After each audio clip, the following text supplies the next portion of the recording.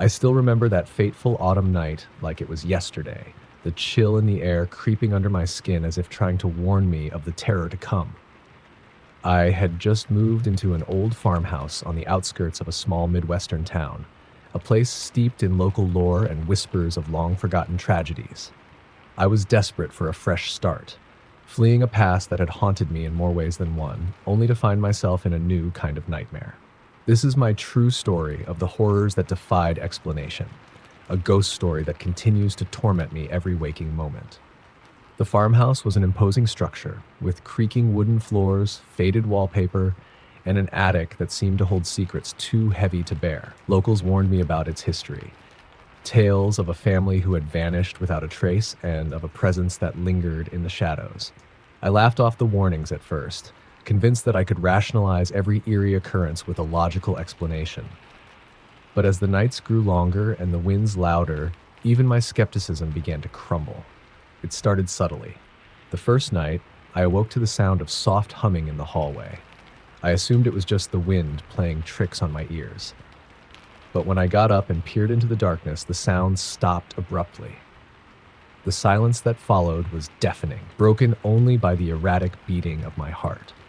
I tried to convince myself that exhaustion was the culprit, that I had imagined the whole thing.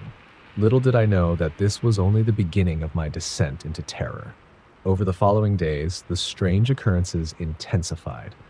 I began to notice cold spots in the rooms, areas where the air felt unnaturally frigid even on the warmest days. Objects would move on their own. Picture frames that I was sure I had hung firmly on the wall suddenly found themselves tilted at odd angles, and my cherished antique mirror, inherited from my grandmother, would sometimes reflect a figure standing behind me when I was alone. Each time I turned around, there was nothing there, just the silent, suffocating darkness. One evening, I decided to research the history of the farmhouse. I visited the local library and pored over dusty archives, desperate to uncover any clue about the previous occupants. I learned of the Montgomery family, who had lived in the house in the late 1800s. The records spoke of a tragic fire that had claimed the lives of most family members, leaving behind only whispered rumors of a mother who had mysteriously vanished. Locals said she had been seen wandering the halls, her face contorted in grief, her eyes searching for her lost children. The description sent shivers down my spine as I realized that the presence in my home might be none other than the sorrowful spirit of that mother. I started keeping a journal, documenting every unexplained event with meticulous detail. It was during one of these late-night recording sessions that I experienced something that shattered my already fragile grip on reality. I was in the living room trying to work on my laptop when I heard footsteps pacing in the hallway. The sound was deliberate and measured, as if someone or something was counting each step. I called out, my voice trembling, "Hello, who's there?" The footsteps halted abruptly. In that moment, the air around me grew unbearably heavy, and I could feel an intense, almost physical presence pressing against my chest. The sensation was not malevolent, but filled with sorrow and regret, as though it carried the weight of unending loss. That night, sleep proved to be elusive. I lay in bed, eyes wide open in the darkness, straining to see any movement or figure in the corners of the room. At some point before dawn, I was awoken by a soft, weeping sound emanating from the attic. The sound was distant yet piercing, a cry of anguish that resonated with my deepest fears. I gathered my courage, grabbed a flashlight, and made my way to the attic. The door creaked open as I stepped into the musty space, filled with relics of a bygone era. There, in the far corner, I saw her, a spectral figure in tattered clothes, her face obscured by shadow and her eyes red from endless sorrow. Before I could utter a single word, she vanished, leaving behind a lingering chill and the sound of her sorrow echoing in the attic. Over the next several weeks, my life became a relentless cycle of terror. Every room in the house seemed haunted by the memories of the past. I would hear disembodied whispers in the middle of the night, soft voices that recited long-forgotten lullabies and tales of despair. Sometimes, I even caught fleeting glimpses of the spectral woman, always watching me from the corners of my vision. The nights were the worst. Sleep became a precious commodity as I battled with insomnia and fear. I found myself unable to shake the feeling that I was being watched, that no matter where I went, the ghostly presence was always one step behind. One particularly harrowing evening, I decided that enough was enough. I had to confront the spirit, to understand her pain and perhaps find a way to help her move on. Armed with nothing but a voice recorder and my trembling resolve, I sat down in the living room and spoke aloud. I know you're here. I know you're hurting. Please, tell me what you need.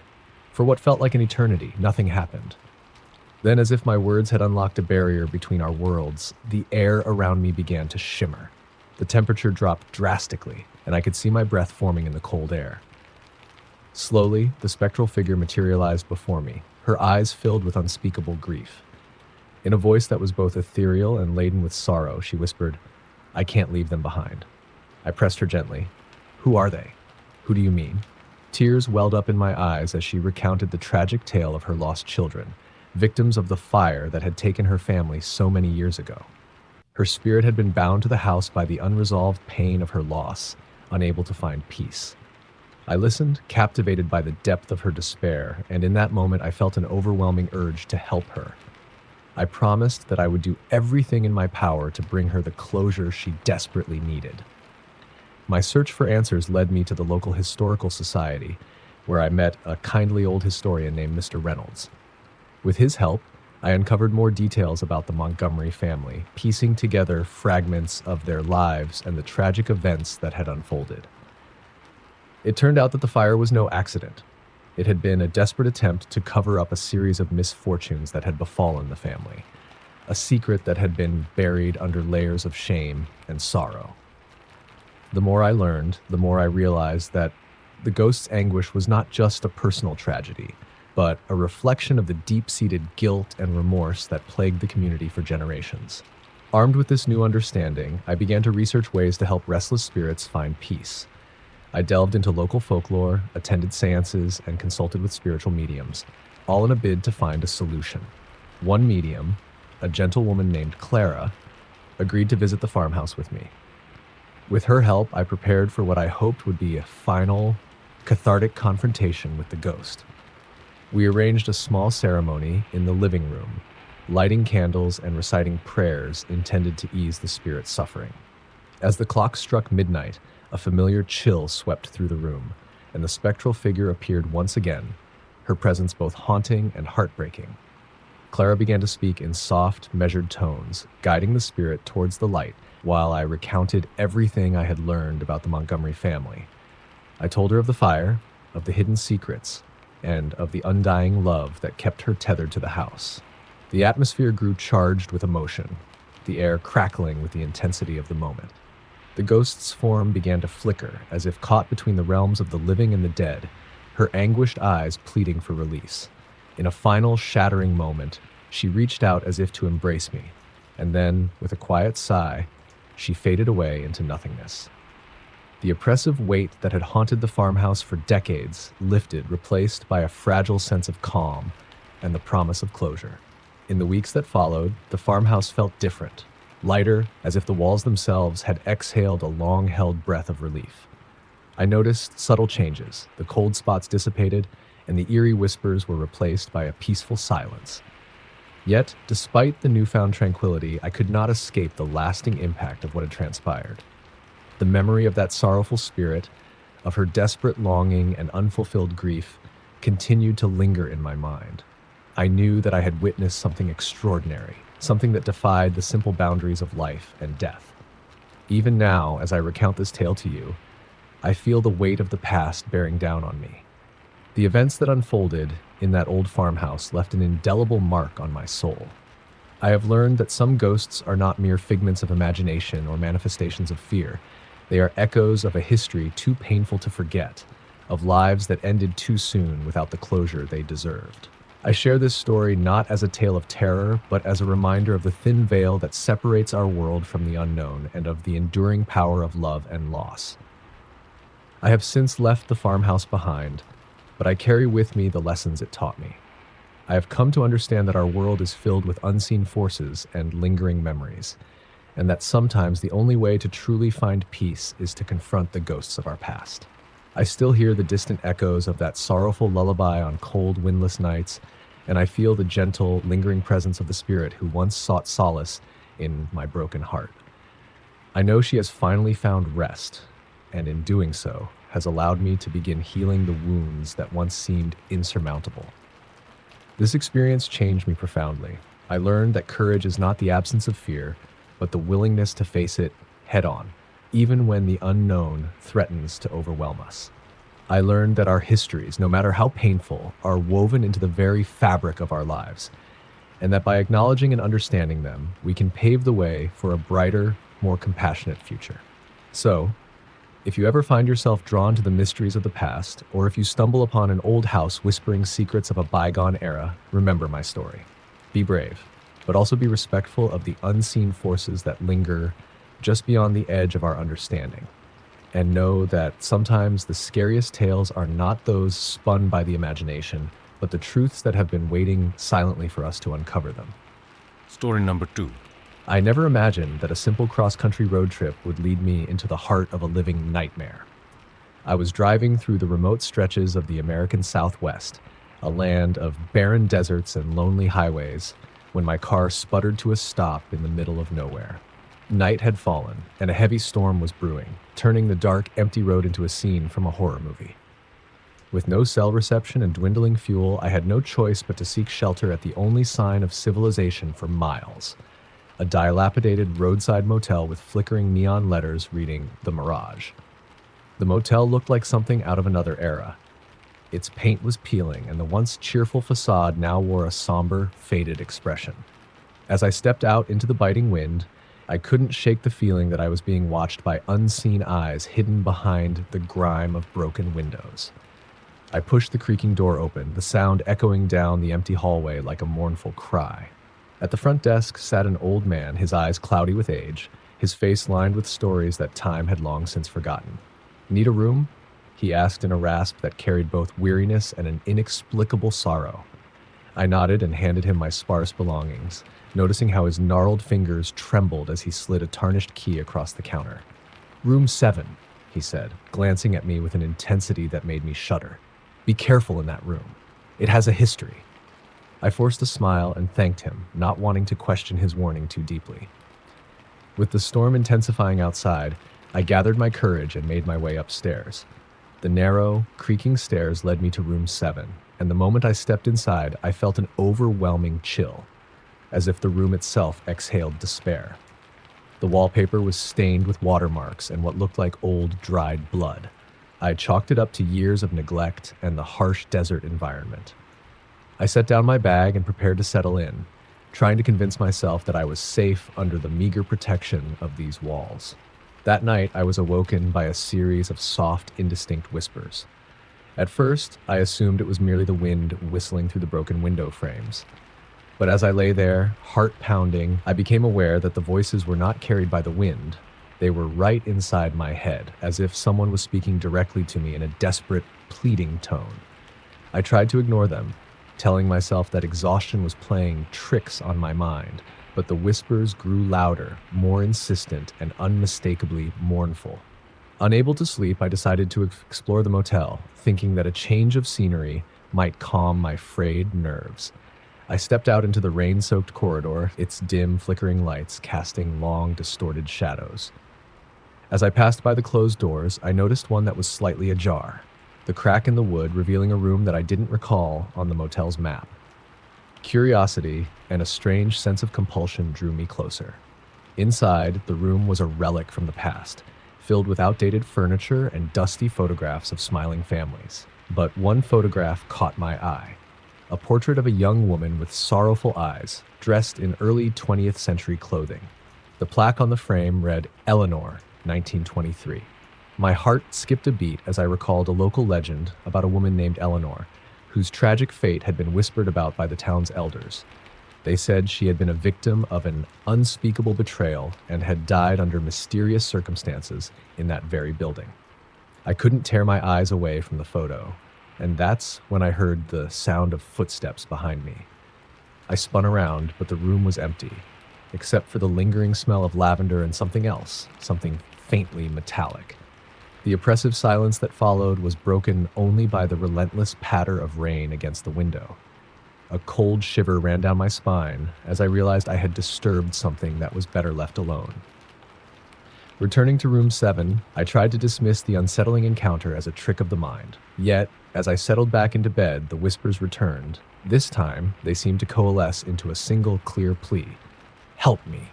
Help me. The voice was gentle, yet filled with a raw, unbearable anguish that pierced my soul.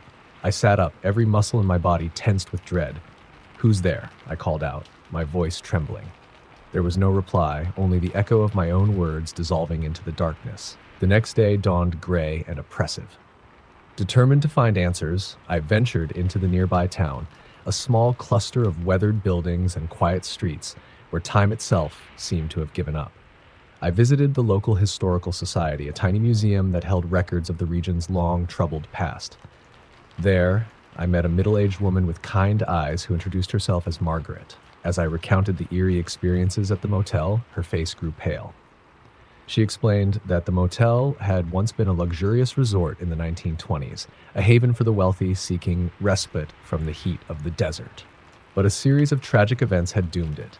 A scandal involving a forbidden love affair, a mysterious disappearance, and a death that was never officially solved. Margaret's voice dropped to a whisper as she revealed the story of Eleanor, a young woman whose love had been betrayed by someone dear to her.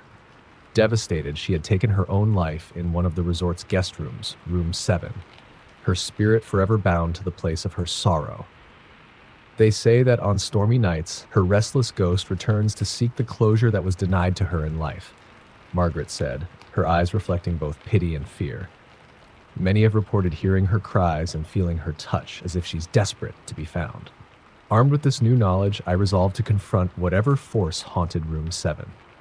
That evening, I returned to the motel with a heavy heart and a mind swirling with questions. The storm had returned with renewed fury, the wind howling as if mourning lost souls. I sat on the edge of the rickety bed in room 7, holding a small, old-fashioned journal I had found in a dusty drawer. A journal that once belonged to Eleanor herself. The pages were filled with entries of a love so deep and yet so tragic that the words seemed to weep with every stroke of the pen. As I read her heartfelt words, I felt a connection to the young woman, a connection that transcended time.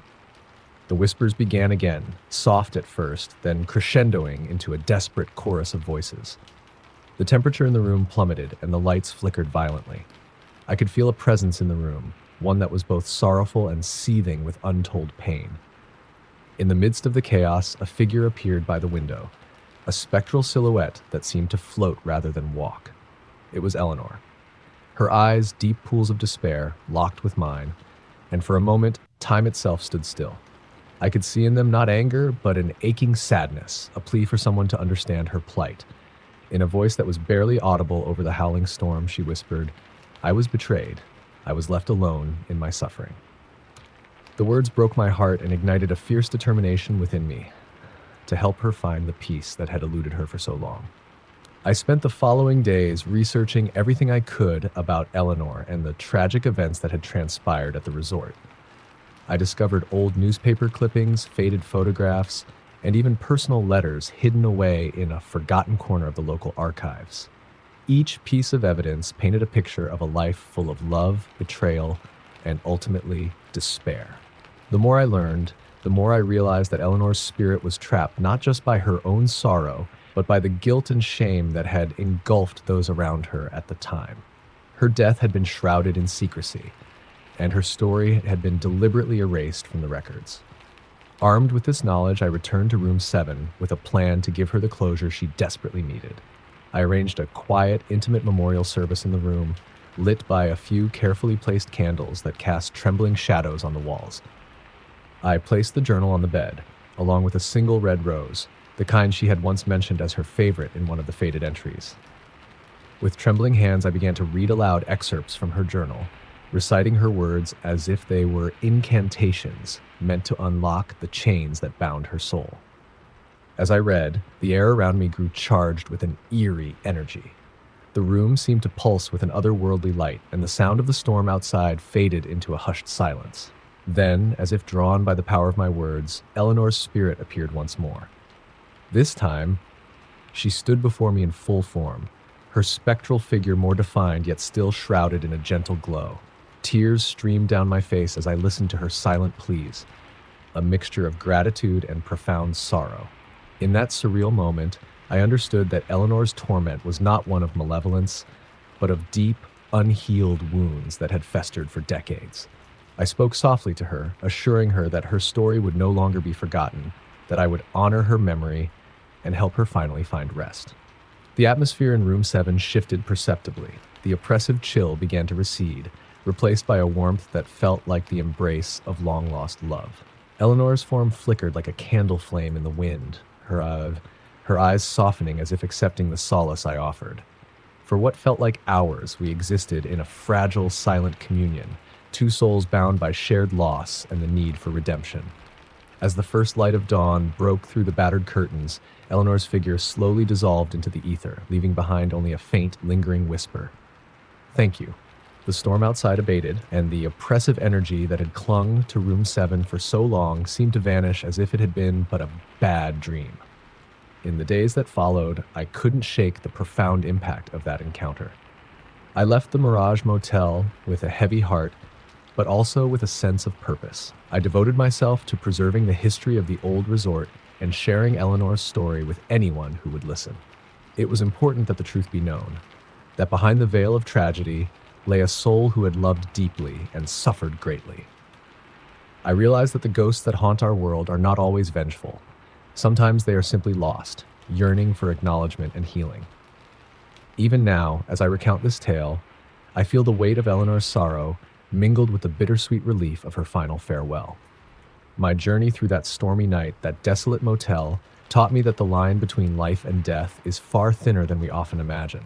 It is a boundary not of cold finality, but of unresolved emotions and unspoken truths that demand to be heard.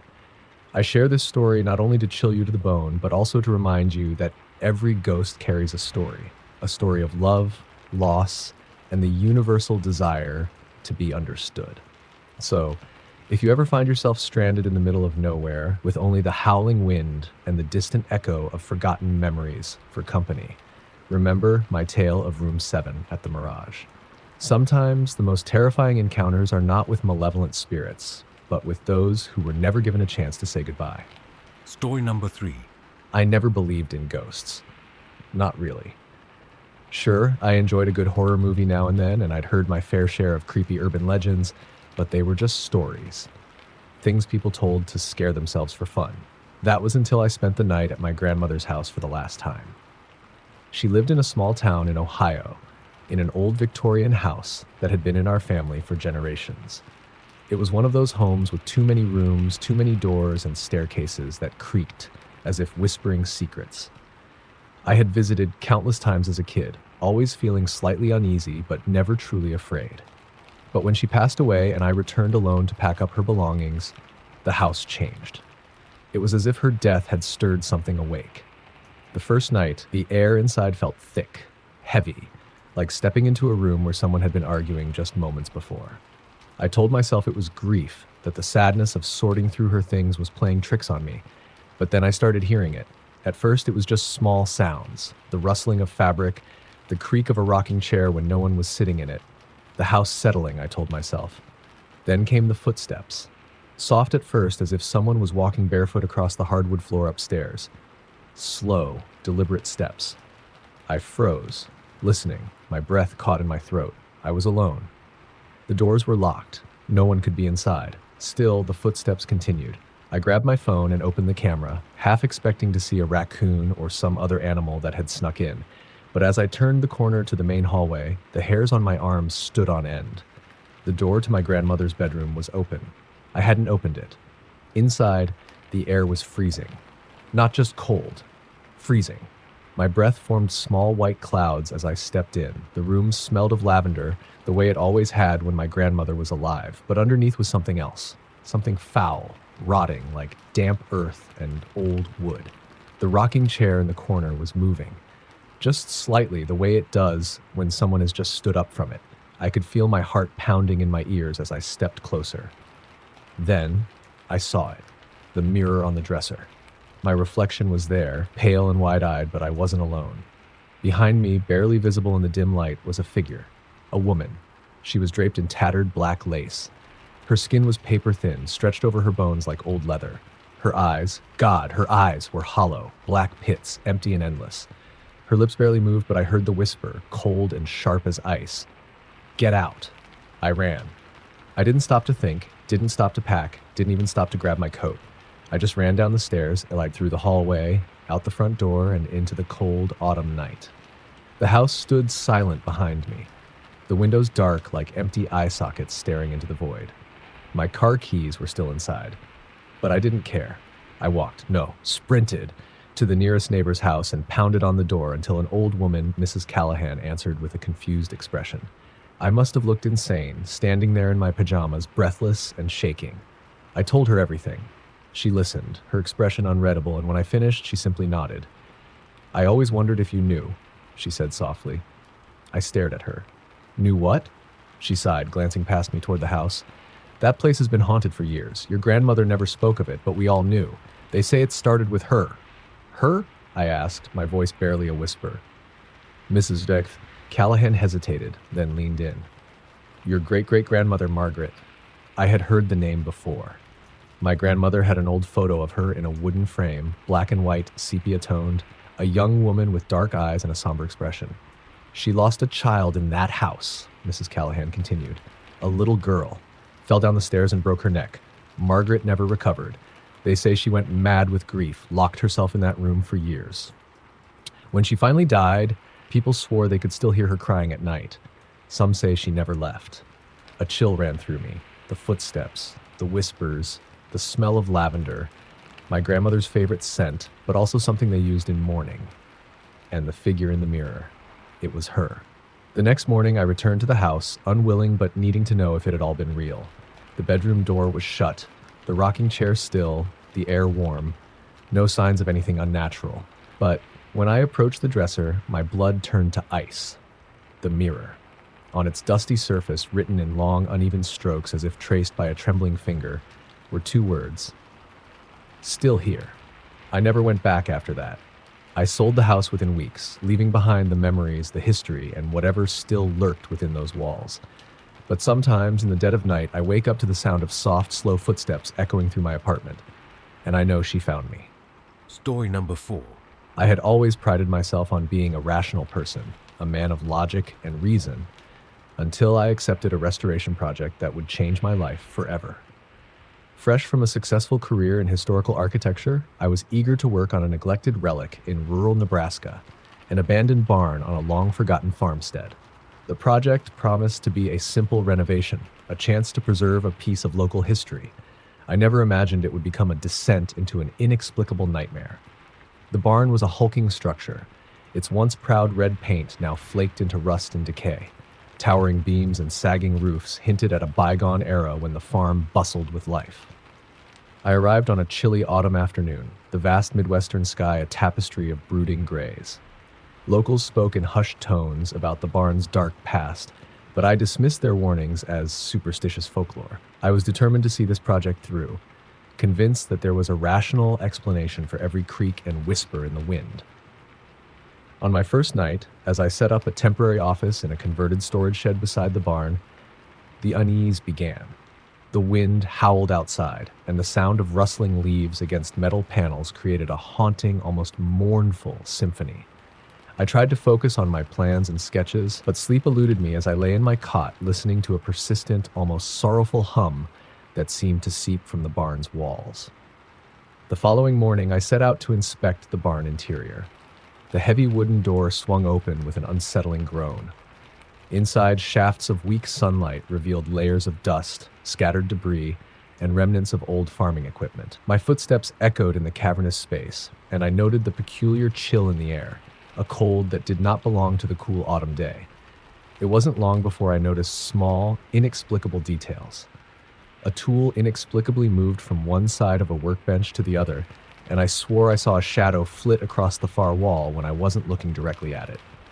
Determined to uncover any rational cause, I set up cameras and sensors throughout the barn. The first night, I reviewed the footage with a mix of skepticism and curiosity. What I saw made my blood run cold.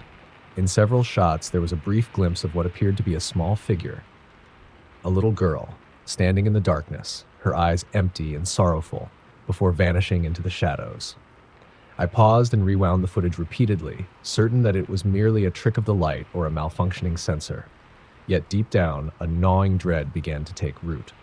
Over the next few days, the disturbances grew in intensity. I began having vivid nightmares.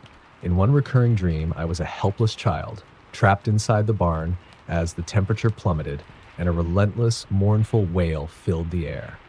I would awaken with the sensation of dampness on my skin and a feeling that I was not alone.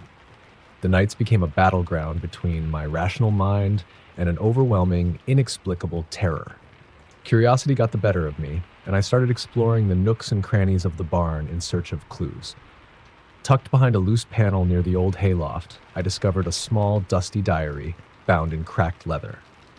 The diary's pages, yellowed with age, detailed the tragic life of a young girl named Lily. According to the entries, Lily was the daughter of the farm's caretaker, a fragile soul who had endured unimaginable neglect. One bitter winter, left alone in the barn as a punishment by her cruel father, Lily had been trapped inside when a raging blizzard hit. The diary's final pages were a frantic scrawl of despair, recounting how the cold had seeped into her bones and how she had felt utterly abandoned as life slipped away. I was overwhelmed by a mixture of sorrow and horror. The diary's details were disturbing in their raw honesty, and the emotional weight in Lily's desperate words resonated with the strange sensations I had been experiencing.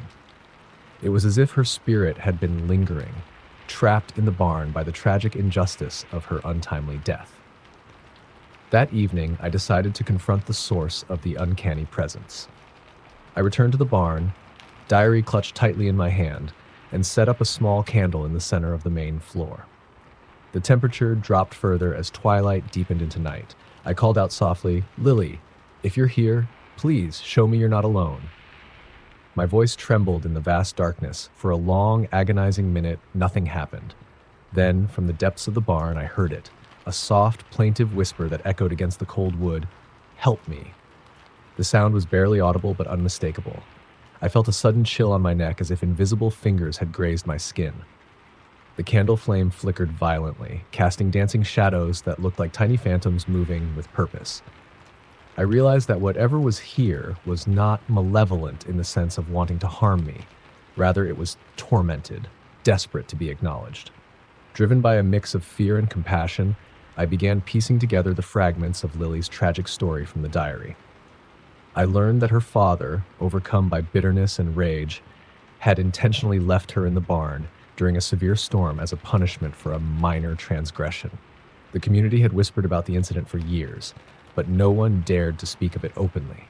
Lily's death had been quietly swept under the rug, leaving her spirit to wander the barn in search of the love and protection that was denied to her in life. That night, I sat in the barn, reading aloud passages from the diary in a trembling voice, hoping that acknowledging her pain might bring some solace to the restless spirit. "I am so cold, so terribly alone," I read, my voice echoing in the silent vastness. The moment the words left my lips, the temperature plummeted further, and I heard a soft sobbing that seemed to come from all around me.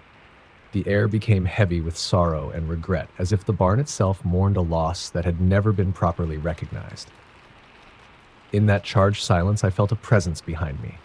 I slowly turned, and there she was, Lily's spectral form, pale and delicate, with eyes that shimmered with unshed tears. Her appearance was both heartbreaking and haunting, and I could see in her gaze the desperate longing for recognition and release. The ghost of Lily did not speak with words. Instead, her eyes conveyed a plea for help, a silent request to be freed from the confines of her tragic fate. I reached out as if to comfort her, my hand trembling in midair. For a moment, time seemed to suspend as our eyes locked in mutual understanding. In that profound, unspoken exchange, I vowed that I would do everything in my power to honor her memory and free her tormented soul. I promised, "I'll set you free, Lily. I'll make sure your story is heard so that you never have to suffer in silence again." The following morning, I sought the help of a local historian, Mr. Delaney, who was known for his deep knowledge of the area's troubled past. He listened intently as I recounted the events in the barn, the diary, and the eerie encounters. His face grew grave as he revealed that the barn's tragic history was a well-kept secret, shrouded in local superstition and the shame of those involved. He explained that Lily's story had been deliberately silenced, her name erased from the annals of the farm's legacy. Armed with this new understanding, I decided to take action. I organized a small memorial service on the farm, inviting some of the town's elders and community members. With Mr. Delaney's help, I arranged for a modest ceremony in which I read passages from Lily's diary and shared her story with those who had long been aware of the unspoken tragedy. As I spoke, the wind seemed to still, and for a moment, I felt that a heavy weight was lifted from the barn. The atmosphere shifted, a sense of catharsis permeated the space, as if the act of remembering was the first step toward healing. That night, as I returned alone to the barn to check on the progress of the renovations, I found that the oppressive chill had diminished. The eerie whispers were replaced by a gentle, almost comforting silence. In the far corner of the barn, I noticed that the candle I had lit the previous night was still burning, its flame steady and soft.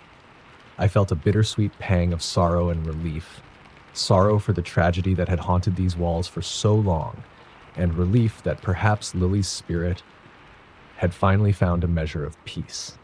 I spent the rest of the winter restoring the barn, and as the renovation progressed, the paranormal phenomena gradually ceased.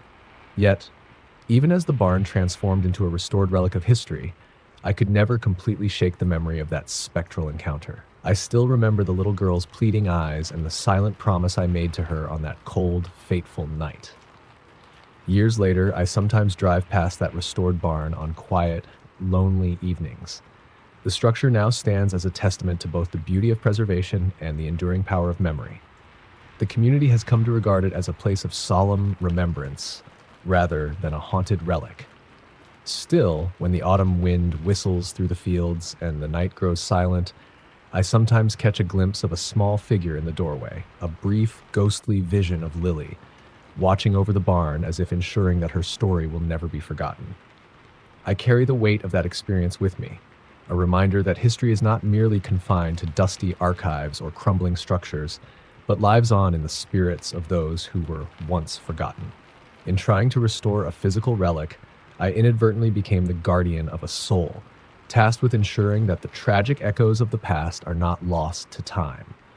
And though the terror I experienced in that lonely barn still sends shivers down my spine on stormy nights, I take solace in knowing that I helped a lost soul finally find her peace. Story number 5. I never imagined that inheriting a long-abandoned cabin deep in the Appalachian Mountains would lead me into a living nightmare. The cabin, a creaking relic of a forgotten era, had been in my family for generations, a place I'd heard whispers about since childhood, though I always dismissed them as fanciful lore. But nothing could have prepared me for the terror that awaited when I decided to spend a summer there to clear my mind after a painful breakup. The journey to the cabin was long and winding, the road disappearing into a misty forest of towering pines and rugged hills. As I drove, the landscape grew wilder and more isolated. The local towns I passed through were small and silent, the residents casting furtive glances my way as if I were an unwelcome reminder of a past best forgotten. Still, I pressed on, determined to claim the inheritance that had been left to me, a chance at solitude and perhaps healing. The cabin itself was tucked away on a steep slope, surrounded by ancient trees whose gnarled branches clawed at the sky. It looked both picturesque and forlorn, its weathered wooden siding and sagging porch hinting at years of neglect. The air was cool and crisp, tinged with the scent of damp earth and decaying leaves. I pulled up the rutted driveway and stepped out, the gravel crunching underfoot. The moment I crossed the threshold of the cabin, an oppressive stillness wrapped around me, as if the house itself was holding its breath. Inside, the cabin was dark and cold. Dust danced in the beams of sunlight that pierced through grimy windows, revealing forgotten relics. A cracked mirror, a faded portrait of stern-looking ancestors, and stacks of brittle, yellowed letters.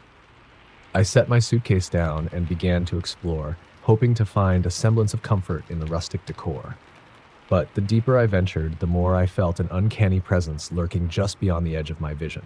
That first night, I attempted to sleep despite the unsettling atmosphere. The silence was absolute, save for the occasional creak of wood settling in the cold. At around midnight, I awoke to the sound of soft humming, a melancholy tune that drifted through the halls. I lay frozen in my bed, straining to locate the source, but the sound ebbed away as mysteriously as it had arrived. My heart pounded in my chest, and sleep refused to return. The next morning, I found a battered journal tucked away in a dusty drawer. Its leather cover was cracked with age, and the handwriting inside was delicate, almost desperate. The entries told the tragic story of Eliza, a young woman who had lived in the cabin over a century ago. According to the journal, Eliza was betrothed to a man who had vanished on a hunting trip, leaving her to await his return day after day.